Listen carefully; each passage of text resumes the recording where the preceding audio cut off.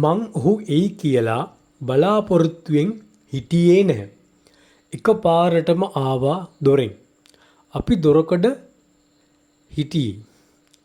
ඔහු අපිට කියපු එක ඇහෙන්නේ නැතුව ඉන්න විදිහක් නැහැ. අපි මේක ට්‍රාන්ස්ලේට් කරගමු. මම ඔහු එයි කියලා බලාපොරොත්තුවෙන් හිටියේ. මෙතන අදාළ verb එක තමයි බලාපොරොත්තු වෙන expect කියන verb එක පාවිච්චි කරන්න ඕනේ. ඒතර බලාපොරොත්තුෙන් හිටියා past continuous. යමක් වෙනකන් හිටියා. I was waiting මම බලන් හිටියා. ඒ වගේ past කරන I was eating. උදාහරණයක් past continuous එක පාඩම තේරුනේ නැත්නම් I was eating was දාලා verb එක ing දාන්න. කියනවා මමයි. ඒතර බලන් එනකන් ඉන්න බලන් ඌ වෙනකන් කියන එකට අපි දාලා එනවනේ arrival කියන noun එකක් විදියට. ඒතර ඔහුගේ පැමිණීම his arrival. මේ noun එක දාලා හදන්න පුළුවන්. ක්‍රියාපද දාලා හදන්න පුළුවන්. දෙකටම පුළුවන්. ඒතර I was not එක negative form එකක් බලාපොරොත්තු හිටියේ නෑ. I was not expecting his arrival නැත්නම් I was not expecting him to come. මේ දෙකටම හදන්න පුළුවන්. ඔහු එකපාරටම ආවා දොරෙන්. එතකොට එකපාරට මතුවෙන අදහස තමයි turn up. unexpected කියන අනපේක්ෂිත ලෙස කෙනෙක් එකපාරටම එනවනම් turn up කියන verb එක දාලා ඒක phrasal verb එකක්. ඒක දාලා එහෙම වාක්‍යයක් හදන්න. මේක past tense. වලින් ආවනේ I eat උදාහරණේ I eat කියන verb එකේ form එක වෙනස් වෙනවා. eat ate.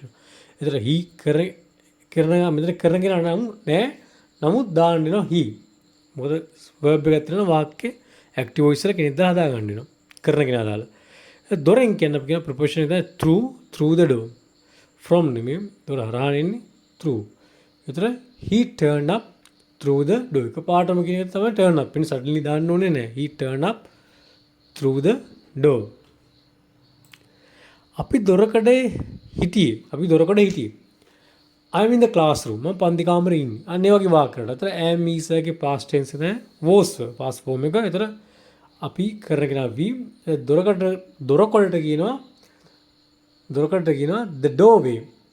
ඒතර මේකට add නෙමෙයි in the doorway. දොරකඩ කියන්නේ තැනක්නේ. ඒතර අදාළ preposition එක තමයි in. add කියන්නේ ගාව කියන්නේ.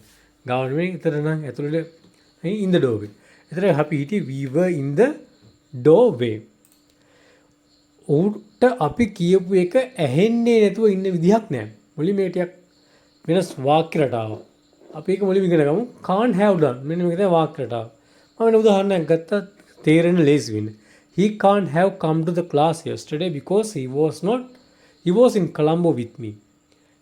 ඒතර ඔහු ඊයේ පන්ති එන්න විදිහක් නැහැ. මොකද ඔහු හිටියේ කොළඹ මාත් එක්ක. අන්න වෙන කියන ඔහු ඊයේ පන්ති ආවා කියලා. ඒතර මම කියනවා නෑ ඒක වෙන්න විදිහක් නැහැ. අන්න ඒක තමයි වාක්‍ය රටාව. ඒතර බලමු දැන් වාක්‍ය හදන හැටි. ඔහුට අපි කියපු එක ඇහෙන්නේ නැතුව ඉන්න විදිහක් නැහැ. මේකට අදාළ verb එක තමයි miss. කියන්නේ ඇහෙන්නේ නැතුව ඉන්න විදිහක් නෙමෙයි. අර විදිහක් නැහැ කියන එක. දැන් මේකට මම ඩික්ෂනරි දෙන උදාහරණ මේකට copy paste කරලා දැම්මා. The hotel is the only white building on the road, you can't miss it. අන්න එකෙන් අදහස කරනවා මේකට දකින්න නැතුව ඉන්න විදිහක් නැහැ. අන්නේ අදහස තමයි මේකේ තියෙන්නේ. ඒතර දකින්න එකයි ඇහෙන එකයි දෙකටම භාවිත කරන මිස් එක තමයි. මගේ හැර එක. එතකොට පොත් කියවන එකෙන් reading books නේ. එතන මම කැමති I like reading books. මම කැමති පොත් කියවන එකට. ඒක දන්න වාක්‍යය. read එකට ing දාලා හදන්න. එතන like කියන verb එකට පස්සේ කෙලින්ම ඒක දාන්න පුළුවන් noun එකක් විතර. එතන අපි කියන එක කියන්නේ what we said. අපි කියන එක ඇහෙන එක කියන්නේ hear කියන verb එකට ing දාලා hearing what we said.